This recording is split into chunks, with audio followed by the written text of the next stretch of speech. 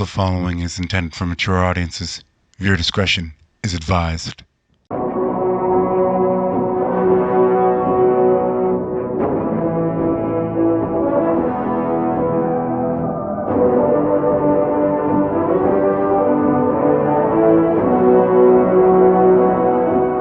For those of you who saw the last video, and I do believe that was What If Nephili Was Child Part 10, yes, I did it again. I'm trying to spread awareness for it, just to see if people are interested or not, because I might write it, because the way it is, it's honestly writing itself to a point.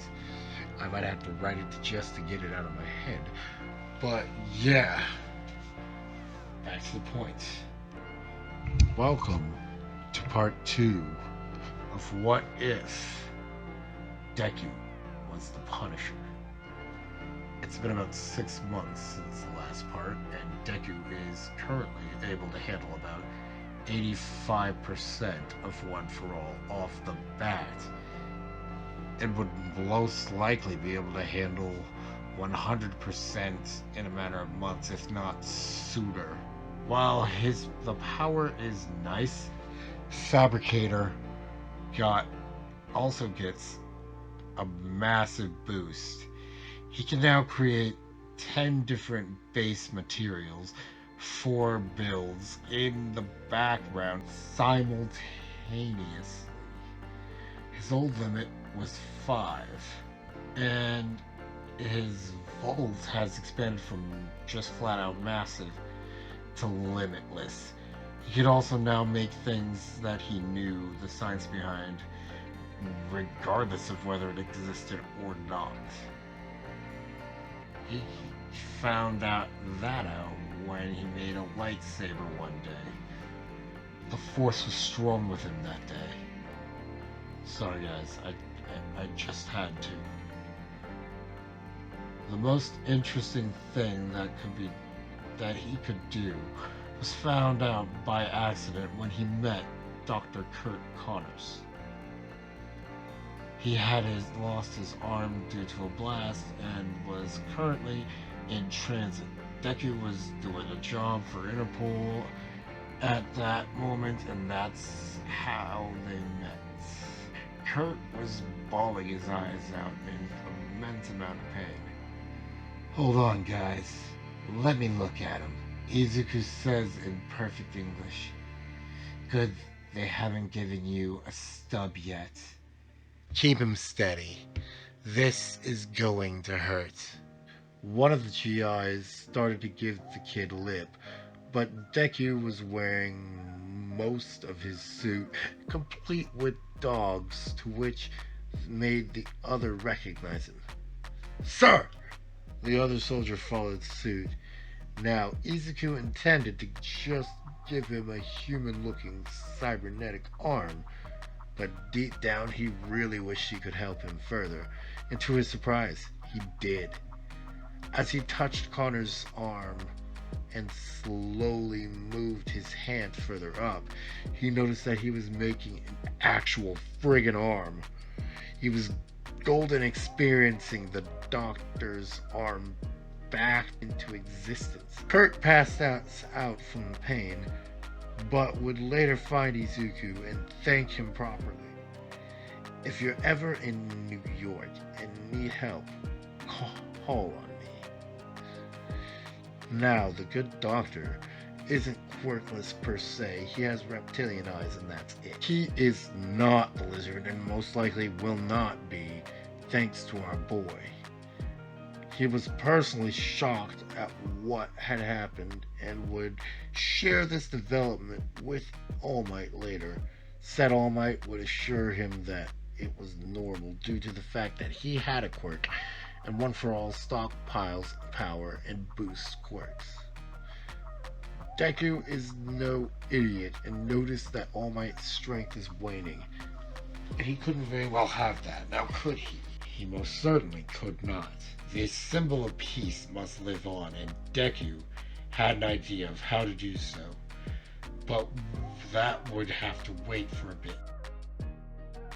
not even a month after the events of the first chapter, Momo Yaoyorozu's father and mother pulled enough strings to get him stationed there at their home as well, not only Momo's instructor, but as a security advisor. I mean, that was kind of bound to happen considering how similar those two's quirks are in the first place. Honestly, he actually wanted to do that, so that was no skin off his back. Just as Deku made his way to the main door of the Yaoyorozu estate, the door opens and Momo tackles him. "It's good to see you too, Miss Yaoyorozu. Are you ready for another training session?" Momo glares at Deku. "Momo-chan?" She's still pouting. "Okay, let's get off the floor, Momo." That made her happy. "Okay, darling." Deku shrugs that off and just gives her a little hug. I mean, she had been calling him that as of late, and he's been with her for a while. So he just thinks she's got a little crush on Sensei. As the two walk into the house and make their way to the gym, a blonde woman can be seen smirking at Deku. "Momo, a word." Deku continues to head for the training room they had prepared. "So that's your darling, huh? You did say he was a little older than you, but the damn Punisher? You aim big." Momo wasn't discouraged at all. "Rule number 1, never lose hope if there's the slightest chance. I know my darling cares for me. Aoki-sensei, I'm ready for the next phase." Rin smiled a wicked smile. Deku isn't just teaching Momo on her quirk either. He's also teaching her martial arts, since he knows just about every fighting style and has mastered every weapon. Momo soaks this up rather well, and while she can make guns, she'd rather use melee weapons. Momo makes a specific weapon and fails horrendously at using it. "Yeah, you're not ready for the nunchaku. Let's start you off on the tonfa, since you've mastered the bow staff. Hajime!" Momo's movements were severely stiff, and it would take some time for her to master the tonfa. "She's trying to impress me. I get that she likes me and all, but there's no need for her to go so far." Unbeknownst to Deku at the time, Rin Aoki, yes, for those of you who have seen Kodomo no Jikan, I'm pretty sure that Rin would marry Daisuke eventually. I mean, they did end up together in the manga at least, so I'm pretty sure that's how that ended. So that's where we're going. But back to the point. Rin was watching the lesson and reading Deku's mind. A knife went flying inches from her ear. "Stay the frack out of my head." So he had mental defenses. Noted. "She loves you, dummy." "I know that. I love her too." Ren walked away. She had been in Momo's shoes and knew full well that Izuku was misreading the type of love the both of them had for one another. Deku is being an idiot, mostly due to Momo's age, which ain't that far off from his. But still, he assumes she's just having a childhood crush on Sensei. Oh, how wrong you are, Deku. This job, like Rin's, is a live-in job. He'd leave only for missions on his 2 off days to see his family, since he aced his classes a while ago, and high school isn't exactly mandatory in Japan. Izuku spends one such off day working to fix the All Might problem. Word on the grapevine was that S.H.I.E.L.D. was moving some of their valuable sensitive materials. The thing that got his interest was amongst these things is a rather large sample of blood from one Steve Rogers. If he got his hands on that, he could keep making his own super soldier serum and keep All Might in the game and possibly give himself an upgrade as well. In order to keep this all on him, should he fail and get caught, Deku told no one and asked for a week off from his duties. Momo was curious what her darling thought was so important that he had to spend a week away from her, but he couldn't let the Airosa family or the nation of Japan as a whole be blamed for this. That's when Deku remembered a group of ninjas calling themselves the Hand. That would be the perfect cover. All he needed to do was inbound for the helicarrier without being seen. Izuku had already figured that they had some sort of quirk jamming going on, so he made himself a suit to block that. Now, a jammer wouldn't really affect his creations, but he also needed to be able to analyze and recreate the sample of Captain America's blood. Deku wanted no one the wiser. Deku spent most of the week researching stealth technology and had prototyped many versions of his suit until he was happy with the result. The suit he had made was perfect, at least in his book. The cloaking was seamless and even cloaked his heat signature.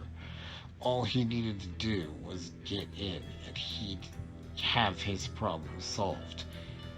He got into the Quinjet and made it to the destination with ease, but there was one problem. The helicarrier was under attack. All the better for him. He could get to his target in the confusion, and now he didn't even need to worry about subtlety as much. If you're on the helicarrier, you're likely here to rob it or sink it.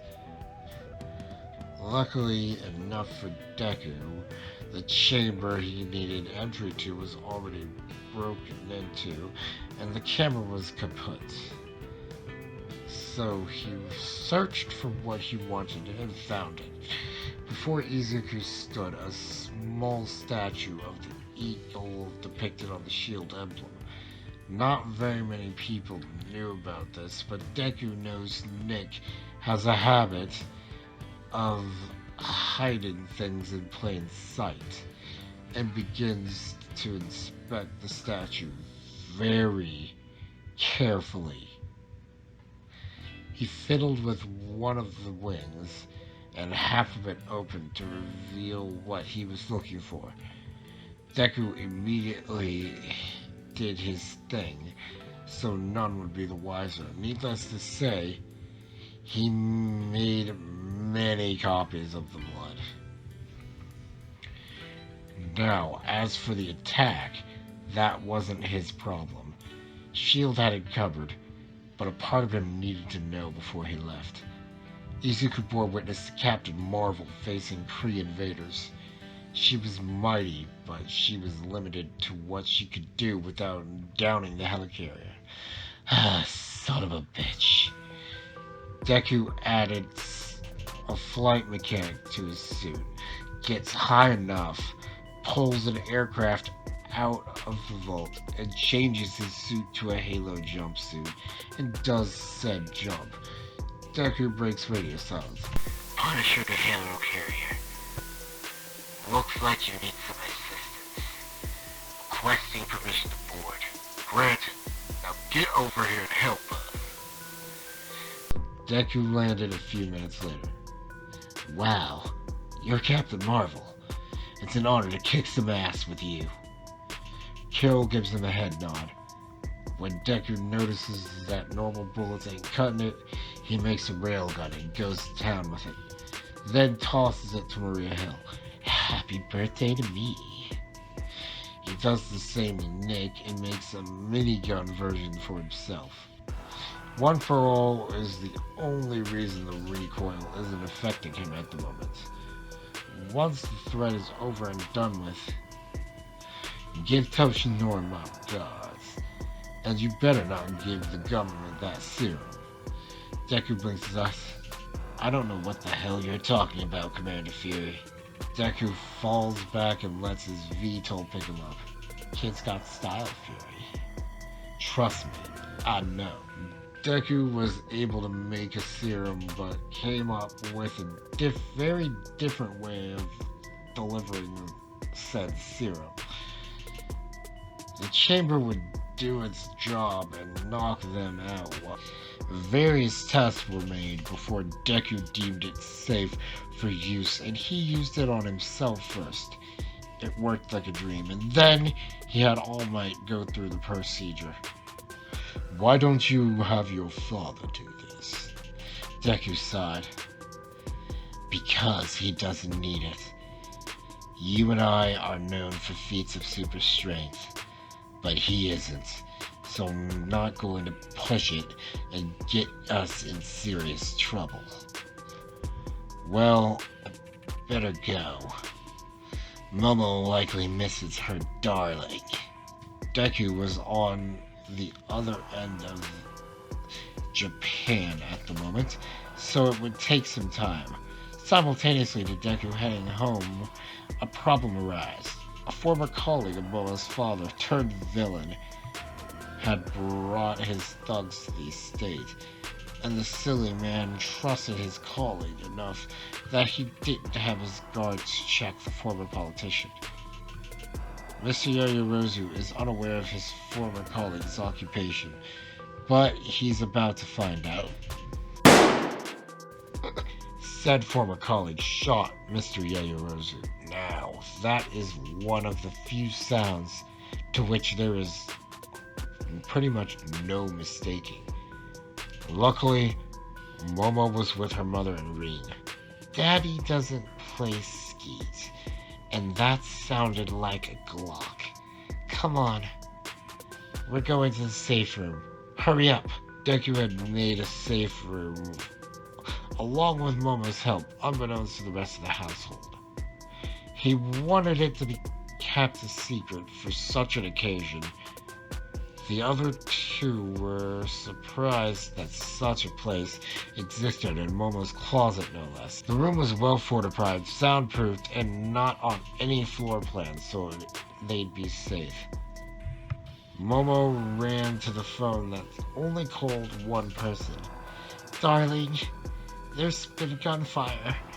I think Dad's been shot. Deku increased his speed. Momo accessed the cameras via the override to see that the security is dead and the staff are locked up. And then she saw her father bleeding on the floor with someone she thought to be his friend beating him senseless. Darling, please hurry. He's going to kill him. Deku upgraded his VTOL's speed once more, and he was there in a matter of minutes. Deku made the security plans so he knows where the cameras are and won't get caught on them. He has to hurry. He has to make it. He has to hurry. He has to make it.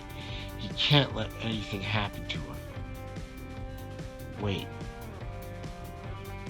To her?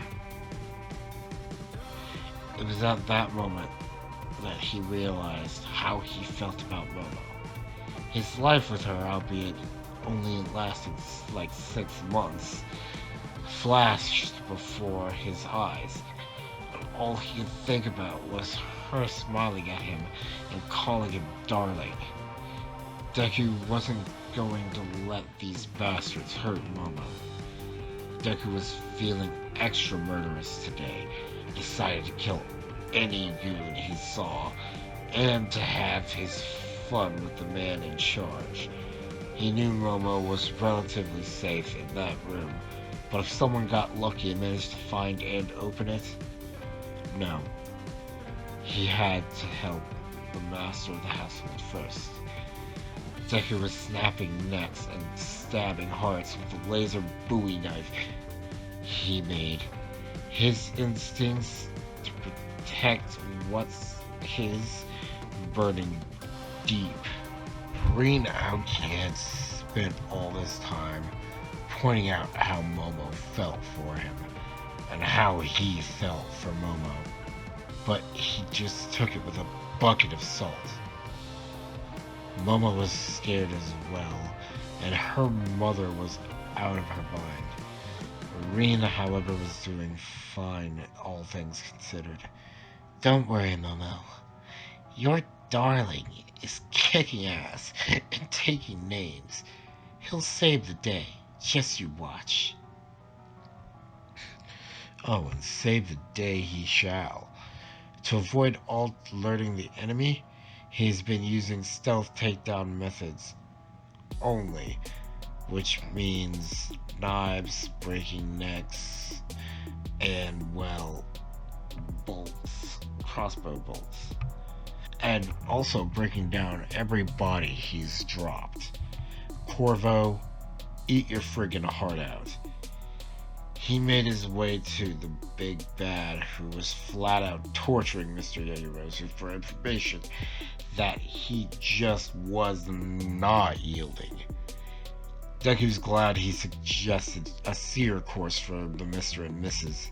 Alright, I'll talk. You go to your doctor and have him prescribe you something called Viagra, and it'll help you go frack yourself.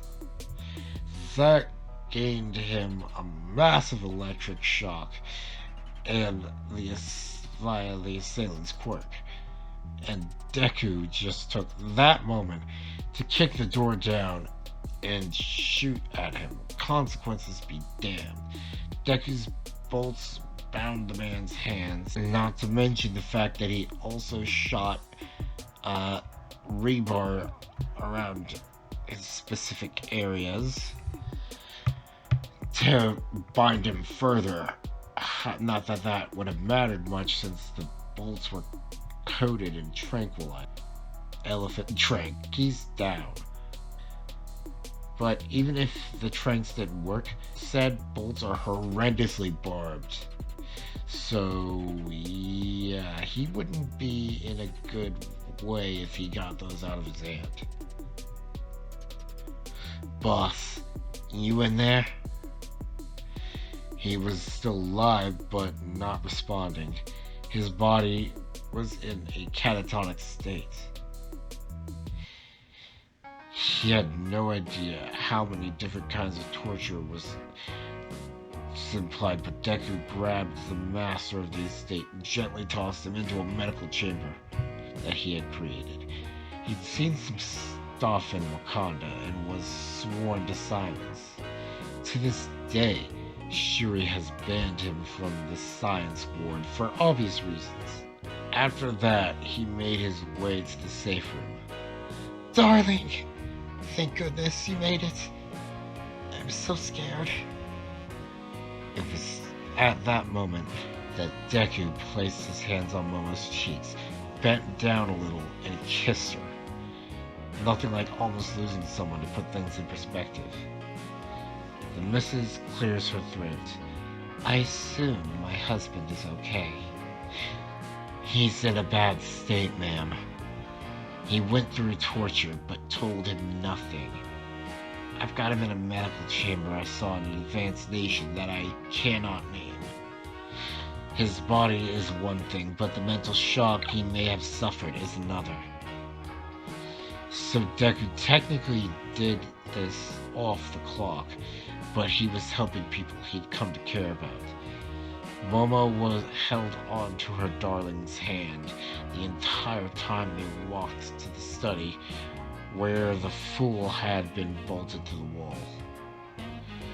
When Momo saw what had been done to her father, she did something not quite like her. She made a gun and was about to kill the fool. Momo, stop. Why? You can't interrogate a corpse. Oh, right. I'm sorry, darling. Kuriyami-san was once a friend to them after all, so that would make a point. Time went by, and Deku took Mr. Yaoyorozu off the device. His body was healed, but his mind and spirit weren't so lucky. He would be in shock for months. There was a gathering, and Momo began to cry. Once again, Izuku held her and kissed her, only this time it was publicly televised. The media was having a frenzy. Before you go crazy, this young man is my daughter's fiancé. They have been engaged in an arranged court marriage. And before any of you bring up this, I'd like to remind you of his age. The two are only 6 years in age difference. So, now there are a few problems here that I'm going to address. A baby is out of the question for at least 15 years for Momo, considering her future career. That's where Fuyumi comes in. Deku was indeed romantically involved with Fuyumi. When he realized how he felt about Momo, he informed her. She got angry, screamed his spaka baka and all of that, and also called him a lolicon for about a month or two. She was really mad that he'd break it off with her for some rich loli. Am I not good enough, Izuku? Were all those words just that? Words? I must mean nothing too. Izuku holds her and kisses her, but she gets slapped after he pulls away. Fuyumi, check the clause in the contract for court marriages. They haven't been updated in a while. It allow me to marry up to 3 women so long as it results in a child. You don't have to answer now, but will you marry us? Fuyumi didn't want to lose Deku, so she said yes, and would eventually come to like Momo. Izuku was done with his mandatory level of education, but his pops and All Might wanted him to join UA. The test would be waived for him whether he wanted it to be or not. So, I have 2 polls for you. Number 1. Does Izuku tell Angie about One for All? And number 2. Does Izuku tell Angie about the Super Soldier Serum process? A middle-aged white man in a well-tailored black suit could be seen at the gates to the Todoroki home. Special Agent Frank Castle. To what do I owe the pleasure? Frank puts out his cigar and begins speaking. And that's where we're gonna leave it. See you next time, Deadites.